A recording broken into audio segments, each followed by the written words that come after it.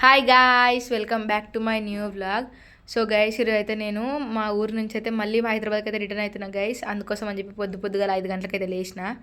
ఇక మా వాళ్ళందరికీ బాయ్ చెప్పి మా ఇంటికి కూడా బాయ్ చెప్పి అయితే స్టార్ట్ అయిపోయినా. మా అరవై అయితే డ్రాప్ చేయడానికి తీసుకెళ్తున్నాను అయితే గైస్. ఒక్కదాన్ని ఇప్పుడు అంత దూరం ఎట రావాలేమో పిచ్చి బోర్ కొడుతుంది. ఇక మా అరవి డ్రాప్ చేసినాకనైతే అరవికి కూడా బాయ్ చెప్పి మళ్ళీ ఆటోకి అయితే స్టార్ట్ అయిపోయినా గైస్. బస్ స్టాప్కి వెళ్ళగానే బస్సు రెడీగా ఉండే బస్సు అయితే ఎక్కేసి టికెట్ అయితే తీసుకున్నాం.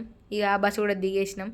ఆకలి అవుతుందని చెప్పి టిఫిన్ కూడా తిన్నా, పూరి అనమాట. అక్కడ అంతకుమించి ఏం లేకుండే అంత పొద్దుగాల. ఇక నడుచుకుంటూ బస్ కోసం వెళ్తే బస్ అయితే రెడీగా ఉండే గైస్. సో ఫస్ట్ మనం ఎక్కినాం కాబట్టి మంచిగా విండో సీట్ అయితే దొరికింది.